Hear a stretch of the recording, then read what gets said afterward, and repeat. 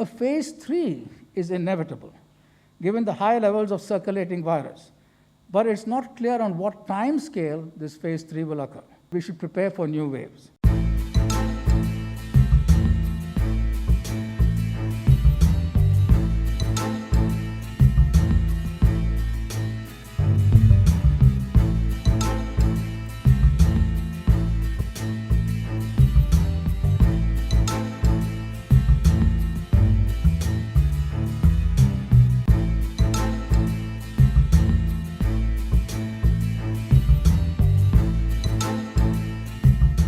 This is a very critical time in our country, and it's important for all of us to work together and ensure that we, India and the world, get out of this pandemic.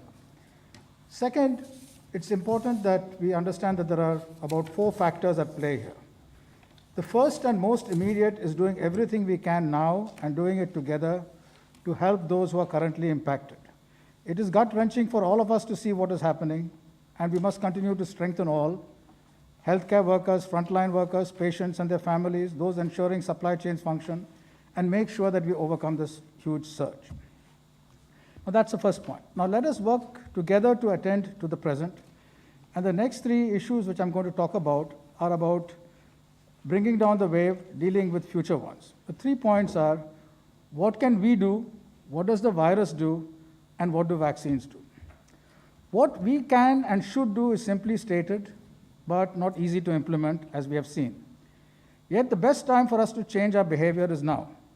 What we at every level, from individuals, families, communities, local government, state government, central government need to do is to maximally and effectively maintain distance and follow COVID-appropriate behavior.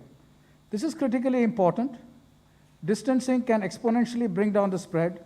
The virus can only go from human to human. In each context, therefore, we need to follow COVID-appropriate behavior that is most effective and tailor it to that context. Now, I'll be principally giving an overview on the other points. What does the virus do and what vaccines and science can do in that context? I will briefly summarize how SARS coronavirus 2 variants emerge and what they mean for us and what they mean for us going ahead. Dr. Sujit Singh, Director NCDC, and Dr. Renu Swarup, Secretary, Department of Biotechnology, will elaborate on the variants under investigation and of concern in India. Let me just summarize the key conclusions before I go on. First, we need to do what we need to do does not change because of the variants.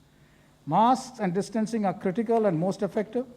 Given the higher transmissibility of some variants, this is most important, but it's the same message.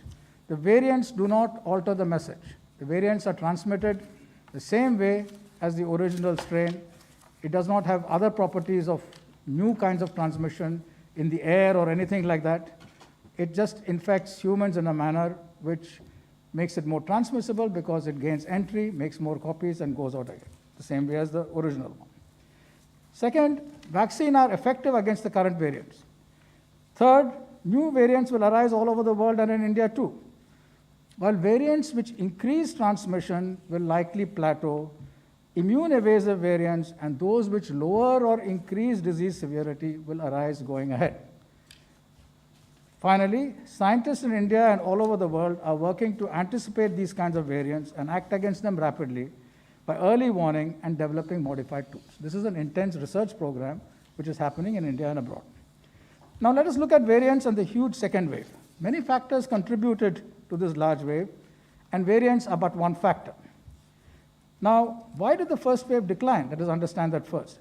And why did the second wave start? Why is it so severe? You've heard from Dr. Love Agarwal what we are doing and what we should do about what is happening now. But the first wave declined because of 2 factors. As infections rose, so did immunity amongst those infected. As cautionary steps at every one of these levels I alluded to earlier, from individual to high level increased, there was less opportunity for infections to spread. A combination of a standing level of immunity in the population and cautionary steps halted this spread of the first wave and caused a decline. Unless new opportunities arise, this would have been the situation. New opportunities came about all over the world and in India too. If cautionary steps decline, new opportunities for spread arise. What happens if we drop our guard? The level of caution drops, but also so does the standing level of immunity is often not enough to stop infection spreading. Many people get infected until we reach a new immunity threshold. Such a second wave is typically smaller than the first. Such a second wave was expected. However, multiple parameters can change in small amounts and add up to a second wave much larger than the first. Each parameter may seem a small change, but together, because the rise is exponential, this adds up enormously. Such a much larger second wave with the ferocity we are seeing was not predicted. Now, what contributes to a large second wave? What were the opportunities open to the virus? After a first wave, immunity can keep new infections low. However, immunity may not have been widespread, and the fraction uninfected, due to cautionary steps they have taken in the first wave, may have been large. Immunity can also fade. Someone who has recovered could be reinfected, but we know that after 8 months of being infected, protection is still very high, it's about 80%. But could that 20% be sufficient to cause immune evasion of significance? So the combination of less caution, less immunity in a population from the first wave, and the consequent opening up of access to the virus drives a large second wave. In other words, as long as variants are not immune evasive substantially, their being more transmissible is important, but that alone will not cause a big surge unless cautionary steps decline and a large population is available for infection. What role do the variants play in the size of the second wave? Let us look at that. And to do that, we have to see how SARS coronavirus 2 was successful so quickly. This virus emerged in late 2019 in Wuhan, and at that time, it was a virus which we could call a generalist. It could infect many mammal species, minks, cats, dogs, etc. And it indicates that it's not specifically a tightly human-adapted virus. Now, this didn't change much in all of 2020, and all the evolutionary signals show evidence for this lineage to continue in the same way. The first 11 months of the SARS coronavirus 2 evolution had a relatively very low accumulation, slow accumulation of mutations, about 2 mutations per month in global lineages. Generally, not much of what is called adaptive evolution was detected, with one exception, which we can go through later if needed. Now, the second phase started sometime in October 2020 and has gone on now in April, May 2021. Now, one example of that dramatic change in that period was the B117. While people had already studied how changes in the spike protein, which is the key aspect of the virus for it to infect us, could change the antibody sensitivity, people did not predict this kind of accumulation of mutations to give rise to a lineage like B117. So that was indeed somewhat of a surprise. And this mutation, this set of mutations could have arisen in an immune-compromised individual where lots of opportunities for change can take place. Now, there are 2 points about the virus. As I said, it started off as a generalist, a rough, crude key which can fit into many locks. Now, as transmission increases and mutations which increase transmission take place, the key becomes more and more refined and more specific. But there's only so much that transmission can be perfected. You cannot go beyond a certain level.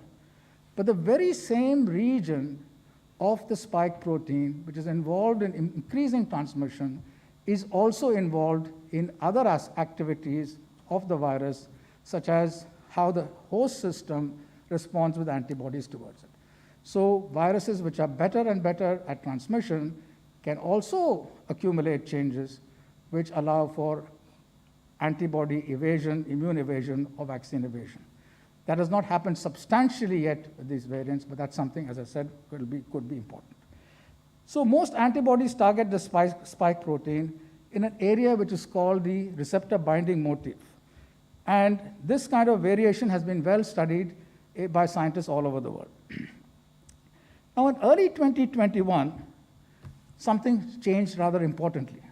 A very large number of people all over the world had been infected. Now, as I said, as immunity increases, the virus doesn't have opportunity to go. But it sees that there are pockets it can go through, and therefore there's selection advantage through evolution for it to be more efficient in transmission. And that's what happens. So this is a new and second phase where efficiency has been selected because of already present immunity in the population. As vaccination increases, there will be selection pressure for new kinds of escapees, and we have to be prepared for that. So the changes in the biology which we have seen, along with the increased transmission of variants such as B117, which my colleagues will talk about, suggests a new approach. Earlier, there was an approach of the virus where it infected people, largely asymptomatic, many symptomatic, and had a certain profile of progression. Now it is adopted, because of fewer people available, a hit-and-run lifestyle. And this is what has happened with the new variants coming. So far, they're still not antibody immune system evasive or vaccine evasive, and yet these are the kinds of changes which are important to keep a watch over. So phase one was, as I said, a generalist approach of the virus, and phase two has fitter viruses with arising out of increased host immunity due to previous infections. Now, we must keep in mind that variants of concern represent better adaptation to humans and triggered by human population. So it is not just something which the virus is doing. And therefore, everything which we can do to prevent the virus's spread, to lower its transmissibility, is absolutely very, very critical. So this is something which we need to look at going forward. Now, what next? Where does SARS coronavirus 2 go from here? A phase 3 is inevitable, given the high levels of circulating virus. But it's not clear on what time scale this phase 3 will occur. Hopefully, incrementally, but we should prepare for new waves. Previous infections and vaccines will cause adaptive pressure on the virus for new kinds of changes which try to escape it. And therefore, we should be prepared scientifically to take care of that. So B117, other variants like 617 are accumulating changes which show excellent vaccines, on which vaccines show excellent efficacy, but ongoing surveillance is needed, and vaccine updates as we go ahead with new kinds of variants are inevitable. So let me end by saying, why do we care about SARS coronavirus 2 variants? They may be more transmissible, but there's not too much we can do about that. We have to adapt our behavior. They might be less recognized by immunity. Now that's very bad too, but we can potentially upgrade vaccines and have different kinds of strategies as new variants come. Only sometimes does viral evolution erode immunity very rapidly. For example, for measles, it doesn't erode at all. For influenza, it happens much more rapidly. SARS coronavirus 2 looks like it is somewhere in between, and it will keep changing. So we have to be prepared with changes in our strategy in terms of vaccines and other kinds of situations. So what scientists are doing, let me end here, is to make a map in the laboratory of all possible changes which can happen in the virus and see how these changes can affect immune evasion and vaccine evasion.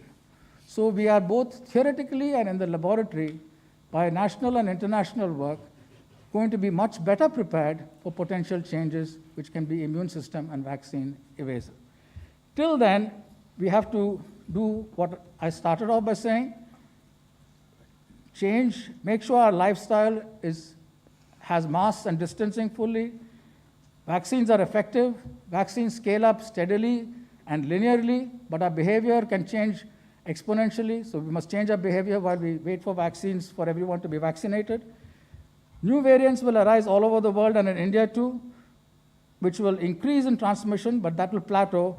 But immune-evasive variants will come as we go along, which will alter disease to make more or less severe. So our scientists are prepared to deal with that. Meanwhile, we should do what we can do. So, as I said, we are all working to anticipate these kinds of changes from a scientific perspective. And meanwhile, we must attend to the immediate with great urgency and also deal with, collectively, our behavior so that we squelch this exponential rise in other parts of the country.